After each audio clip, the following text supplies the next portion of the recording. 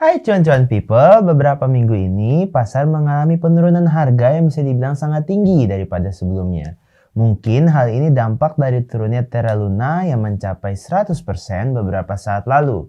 Jadi investor pun waspada terhadap pasar yang harganya menurun. Sehingga mereka akan langsung menjual asetnya karena takut kejadian Terra Luna terulang lagi. Tapi apa lo tahu? Kalau tiba-tiba investor menjual aset mereka secara besar-besaran, sangat bahaya bagi market loh. Akan terjadi fenomena panic selling yang pastinya akan menimbulkan dampak bearish trend. Nah, di video kali ini gua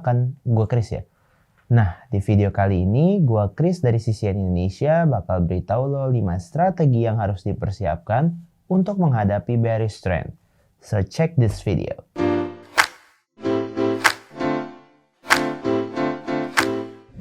Sebelum gue kasih tahu lo 5 strateginya, gue bakal jelasin ke lo apa itu bearish terlebih dahulu. Bear market atau bearish adalah situasi terjadinya penurunan pasar saham hingga 20% atau lebih, jatuhnya harga sekuritas, dan meluasnya pesimisme pasar.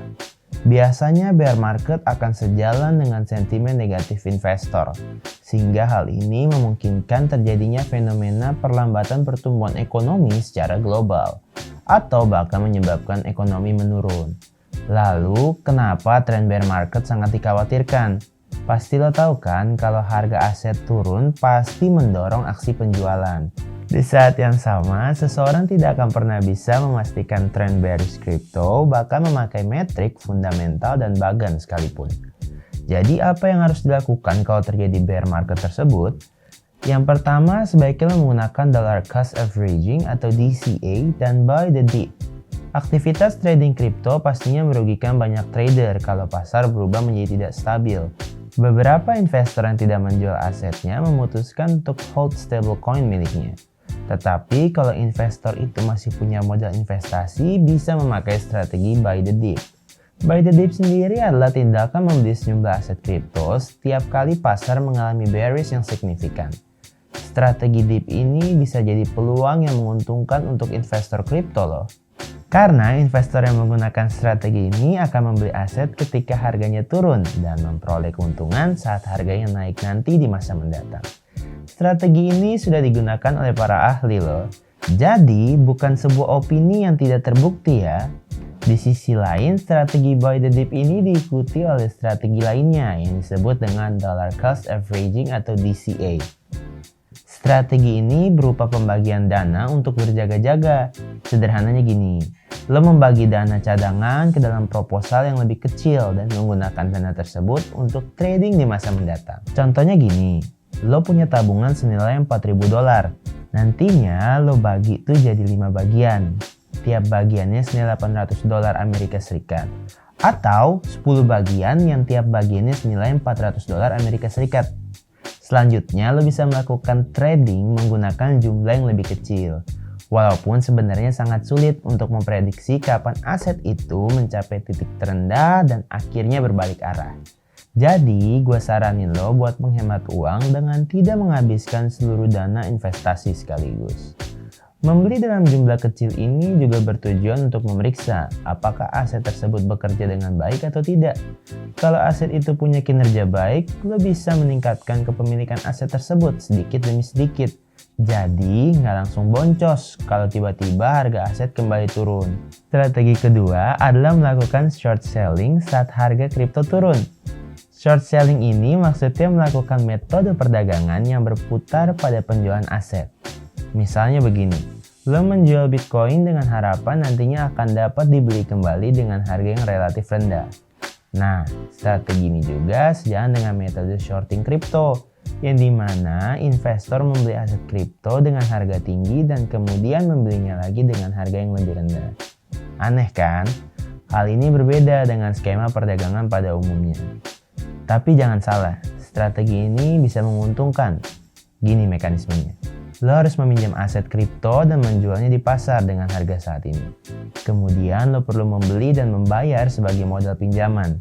Nah, saat akan mengembalikan modal, lo bisa memanfaatkan selisih harga jual dan beli jika harganya turun. Jadi, keuntungan yang lo dapatkan adalah selisih harga tersebut.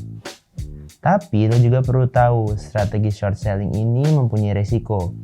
Risiko yang harus dihadapi adalah kalau terjadi hal-hal yang tidak berjalan seperti yang lo harapkan. Lo mungkin harus membeli aset kripto dengan harga lebih tinggi untuk membayar ke broker. So, lo harus tetap waspada dan jangan lupa untuk melakukan riset ya. Melakukan riset itu sangat penting. Jadi di strategi ketiga ini adalah lo harus bisa meluangkan waktu untuk melakukan riset. Sambil berpikir bagaimana cara berinvestasi di pasar yang sedang bearish dan menganalisa pergerakan harga yang terjadi. Lo bisa memanfaatkan waktu untuk melakukan riset. Contohnya dengan mempelajari berbagai jenis aset kripto yang ada saat ini yang tersedia di market. Atau bisa juga mencari lebih banyak keterampilan investasi untuk mengelola aset digital tanpa risiko di masa mendatang. Untuk mencari riset, lo juga harus tetap waspada ya. Lakukan riset dengan menggunakan situs yang sudah jelas kredibilitasnya. Atau lebih baik lo melakukan penelitian lo sendiri dengan benar. Karena sebagai investor lo harus proaktif dalam mengetahui perubahan dan tren pasar kripto. Jadi lo juga harus cukup kompeten untuk menghadapi semua tantangan yang akan datang dalam kondisi apapun. Saat lo bisa kompeten dengan seluruh konsekuensi yang ada, lo nggak akan lagi tuh panik dengan menjual aset yang lo punya. Di strategi keempat untuk menghadapi bearish ini tentu aja jangan panik menjual aset. Strategi ini berhubungan dengan pengelolaan emosi dari tiap investor. Tentu ini bukanlah hal mudah, bahkan para ahli mengatakan bahwa mengelola emosi adalah yang paling menantang ketika melakukan trading secara profesional. Bisa dibilang kalau lo nggak bisa menguasai emosi lo nggak akan bisa ngedapetin keuntungan dari investasi yang lo lakukan. Maka dari itu lo harus tetap tenang dan mengingat kembali alasan awal lo untuk berinvestasi. Lo bisa membuat sebuah catatan yang berisikan profit dengan memperhatikan perencanaan yang efektif. Jadi lo nggak akan terpengaruh dengan ekspektasi mendapatkan keuntungan yang lebih tinggi. Nah, setelah berhasil melakukannya, hal ini juga dikondisikan di pasar bearish. Lakukan perencanaan ulang ketika pasar sudah kembali ke keadaan semula. Strategi terakhir adalah lakukan disverifikasi investasi di berbagai aset kripto. Maksudnya adalah lo harus mencoba beberapa peluang keuntungan di berbagai aset kripto yang ada. Karena seperti yang lo tahu, saat ini ada lebih dari 17.000 cryptocurrency yang tersedia di market kan. Tapi sampai saat ini, gak ada yang bisa secara akurat memprediksi cryptocurrency mana yang akan pulih lebih cepat atau akan menjadi peringkat tertinggi. Jadi gak ada salahnya lo mencoba-coba peluang beberapa aset kripto yang tersedia di pasar. Oh iya, saat melakukan strategi yang satu ini, jangan lupa untuk menggabungkan dengan strategi DCA ya. Hal ini bertujuan untuk mengurangi resiko yang terjadi. Kan kayak jaga-jaga gitulah. Tapi lo juga jangan asal memilih aset kripto yang akan dijadikan peluang. Tetap harus melakukan riset di berbagai aset agar lo juga tahu karakteristik dari aset tersebut. Lo bisa memilih aset berdasarkan beberapa aspek, diantaranya adalah aspek all-time high yang bisa lo ambil datanya dari history untuk menjadi panduan potensi aset di masa mendatang.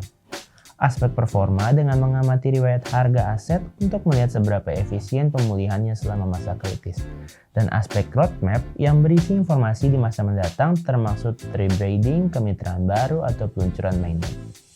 Nah, itu tadi 5 strategi persiapan untuk menghadapi market bearish. Pakailah strategi ini untuk menghindari rasa khawatir lo ya. Jangan lupa juga pastikan lo mengambil profit, menyimpan sejumlah modal untuk menghadapi crash, dan tetap tenang selama masa sulit. Oh iya, gue di sini hanya memberi nasihat dan saran. Keputusan dari cara berinvestasi tetap ada di tangan lo. Kalau misalnya lo punya strategi lain yang cocok dengan trading lo, boleh tulis di kolom komentar ya, agar semakin banyak ilmu yang bisa kita dapatkan. Sampai ketemu di video kita selanjutnya. Bye bye con people.